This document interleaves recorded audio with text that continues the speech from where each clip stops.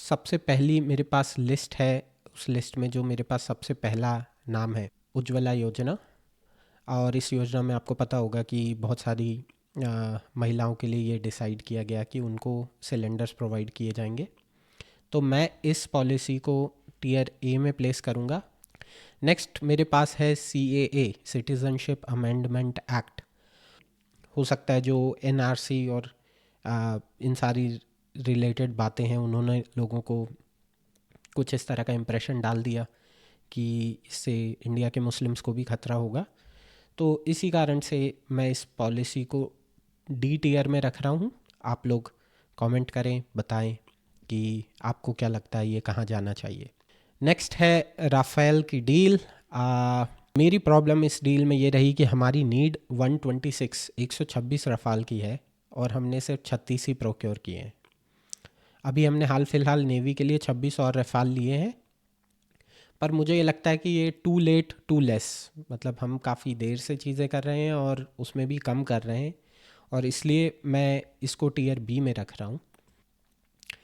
Next है operation सिंदूर।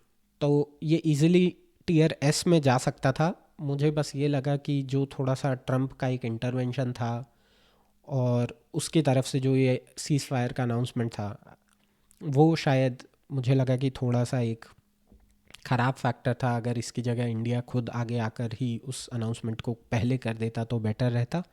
इसलिए मैं ऑपरेशन सिंदूर को टीयर एस में तो नहीं रखूँगा, पर टीयर ए में ज़रूर रखूँगा। मुझे लगता है कि ये एक काफ़ी अच्छी कोशिश थी और हमने काफ़ी अच्छा काम किया एक्चुअली इसमें।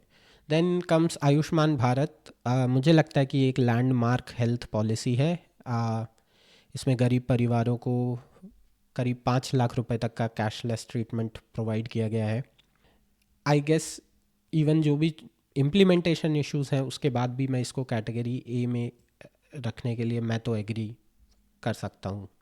नेक्स्ट है जो ट्रिपल तलाक के ऊपर हिस्टोरिक फैसला आया, और इसमें भी मुझे अगेन लगता है कि लोग कह सकते हैं कि आ, ये फैसला जो था वो मुस्लिम जो महिलाएं थीं उनके अधिकार और सम्मान के लिए काफ़ी ही इम्पॉर्टेंट कदम था। और ये एक ख़राब प्रैक्टिस है जो अगर चल रही है, किसी भी वे में चल रही है, और अगर इसका एक केस भी आ रहा है तो ये एक ख़राब प्रैक्टिस है। इम्पैक्ट वाला भौकाली टाइप का कदम था। तो इसको मैं डेफिनेटली एस कैटेगरी में रखूँगा। और इसके बाद आता है स्मार्ट सिटी मिशन। ऑब्वियसली शुरुआत अच्छी है एक वे में, लेकिन मुझे लगता है कि इसका इम्प्लीमेंटेशन वगैरह काफ़ी ही ख़राब रहा है, और जिस तरह की इसकी परफॉर्मेंस रही है, आई गेस इसको कैटेगरी सी में डालना ही ठीक होगा। बाकी आप लोग कमेंट्स में बता सकते हैं अगर आपके शहर में कुछ काम हुए हैं स्मार्ट सिटी मिशन पे तो। Then comes farm laws. 3 कृषि कानून लेकर मोदी जी और उनकी सरकार आई थी, जिसमें किसानों को ये ऑप्शन दिया गया था कि आप मंडी सिस्टम से बाहर जाकर भी अपनी फसल बेच सकते हैं। एक तरह से गवर्नेंस और कम्युनिकेशन दोनों का बहुत बड़ा फेलियर था। तो मुझे लगता है कि ये टीयर एफ में जाने के लिए ही बना है। और यहाँ से एक बहुत ख़राब प्रेसिडेंस गवर्नमेंट ने सेट कर दी कि अगर आप गवर्नमेंट के ऊपर किसी तरह का प्रेशर बनाएंगे तो गवर्नमेंट झुक जाएगी और उन लॉज को वापस ले लेगी। नेक्स्ट हम बात करेंगे राम टेम्पल की, राम मंदिर की। और ये मुझे लगता है कि एक बड़ा मुद्दा था। करीब 150 साल के ऊपर से तो कोर्ट में केस चल रहा है, 500 से 600 साल के ऊपर इस मुद्दे को हो गए हैं। और मुझे सच में ये भी लगता है कि हिंदूज़ को इस चीज़ के लिए क्रेडिट मिलना चाहिए कि एक मेजॉरिटी नेशन में होते हुए भी उन्होंने अपने एक मंदिर के लिए इतनी लंबी लड़ाई जारी रखी। हाँ, उसमें बाबरी मस्जिद जैसे कुछ ख़राब एपिसोड्स भी हुए, लेकिन स्टिल इसके बाद भी अंत में इस प्रॉब्लम का एक सॉल्यूशन हुआ। तो इसलिए मैं इसको टीयर एस में रखूँगा। Then comes PM Awas Yojana. ये एक अच्छी योजना थी। इसमें गरीबों को अपने घर बनाने के लिए सब्सिडीज़ वगैरह दी गई। उस अगर थोड़े बहुत एग्जीक्यूशन इश्यूज़ को बेटर कर लिया जाए तो कैटेगरी एस में जाने लायक है, वरना करंटली कैटेगरी ए के लिए पूरी तरह से रेडी है। नेक्स्ट है अग्निपथ। शायद अभी जो इसका काम चल रहा है वो एटलीस्ट जो हमारे डिफेंस हैं, आर्मी, एयरफोर्स, नेवी हैं, उनके अंदर इम्प्लीमेंटेशन वगैरह ठीक चल रहा है। परंतु क्योंकि ये कम्युनिकेशन वगैरह ने काफ़ी वायलेंस वगैरह क्रिएट करवाई, तो मुझे लगता है कि ये एक सबक था जो गवर्नमेंट को लेना पड़ेगा कि आगे अगर कुछ इस तरह की पॉलिसीज़ लेकर आनी है तो उन पर किस तरह से काम किया जाए। तो इसलिए मैं इसे टीयर सी में रख रहा हूँ। नेक्स्ट है नेशनल एजुकेशन पॉलिसी। कई लोगों को लगा है कि हिंदी इम्पोजिशन चल रहा है और ये वो, तो इसके आगे अराउंड भी गवर्नमेंट को कम्युनिकेशन करने की, स्टेट गवर्नमेंट्स को ऑन बोर्ड लेने की ज़रूरत थी। तो वो मुझे लग रहा है कि वो प्रॉपरली अभी तक इसमें हुआ नहीं है, तो इसलिए मैं इसको टीयर बी में प्लेस करूँगा। नेक्स्ट है कोविड का मैनेजमेंट। ये काफ़ी एक ऐसी मुसीबत इंडिया के ऊपर आ गई थी या वर्ल्ड के ऊपर आ गई थी जिसे कोई प्रेडिक्ट नहीं कर सकता है। हेल्थ इंफ्रास्ट्रक्चर पर और काम करने की ज़रूरत है।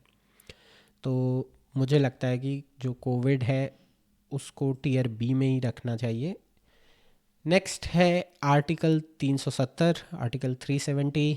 तो मुझे लगता है जिस वे में डिसीजन लिया गया, इम्प्लीमेंटेशन किया गया, काफ़ी सही था, तो मैं उसे टीयर एस में रखूँगा। नेक्स्ट है डायरेक्ट बेनिफिट ट्रांसफ़र।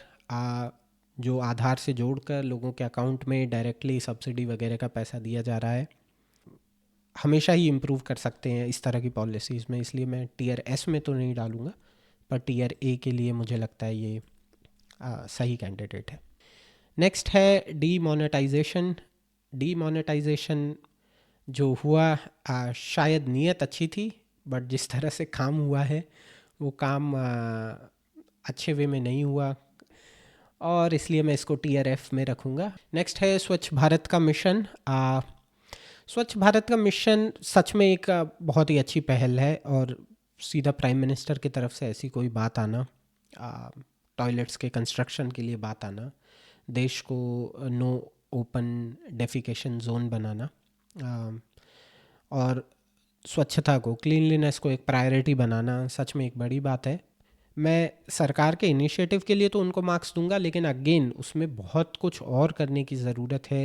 एक पूरा सिविक सेंस लाने की ज़रूरत है लोगों में, बहुत लोगों को एजुकेट करने की ज़रूरत है। इसको एट मैक्स मैं टीयर बी में पहुंचा सकता हूँ। नेक्स्ट है जीएसटी।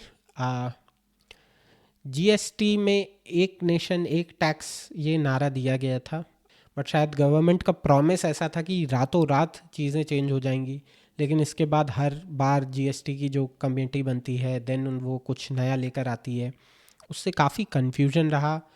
और इसलिए मुझे लगता है कि ये इकोनॉमिक रिफॉर्म तो है, लेकिन शायद इसमें और ज़्यादा प्लानिंग की ज़रूरत थी। मैं इसे टीयर बी में ही प्लेस करूँगा। नेक्स्ट है डिजिटल इंडिया। इसका रिज़ल्ट हम सब ने ही देखा है। इंडिया में इंटरनेट पेनिट्रेशन, लोगों के पास जो मोबाइल फ़ोन की उपलब्धता है वो काफ़ी तेज़ी से बढ़ी है। मैं उसको प्लेस करूँगा टीयर ए में। Then comes EWS reservation. Reservation की पॉलिसी के ऊपर मेरे अपने खुद के कई विचार हैं जिनको कभी मैं बाद में डिस्कस कर सकता हूँ। मैंने एक वीडियो बनाया हुआ है जिसमें मैं मेरे ब्राह्मण प्रिविलेजेस के बारे में बात करता हूँ, तो आप जाकर चाहें तो उस वीडियो को चेक कर सकते हैं। एटलीस्ट जनरल कैटेगरी में जो लोग इकोनॉमिकली वीकर सेक्शन में आते थे, उनको अगर कुछ इस तरह की पॉलिसीज़ के थ्रू फ़ायदा हुआ है तो डेफिनेटली एक अच्छा स्टेप है, और इसलिए इसको भी मैं रखूँगा टीयर ए में। लास्टली एक ही पॉलिसी मेरे पास बची हुई है, वो है आत्मनिर्भर भारत।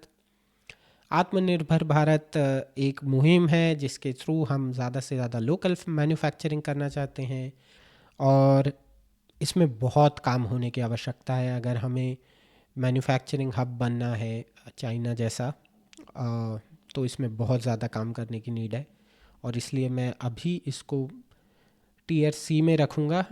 ये थी मेरी ओपिनियन मोदी सरकार की कुछ आप कह सकते हैं पॉलिसीज़, कुछ काम उनके, उसका मेरा इवैल्यूएशन था कैटेगरी एस से लेकर कैटेगरी एफ तक। आप लोग भी चाहें तो कमेंट सेक्शन में जाकर बता सकते हैं कि आप इस पर क्या महसूस करते हैं, आपका क्या मानना है। और अगर आपके पास अपनी खुद की लिस्ट है तो प्लीज़ शेयर करें, कमेंट करें। और अगर आपको ये प्रयास अच्छा लगा तो मेरे साथ जुड़े रहें, चैनल को लाइक करें, शेयर करें, सब्सक्राइब करें। बृहस्पति सूत्रा साइंस आउट। नमस्ते।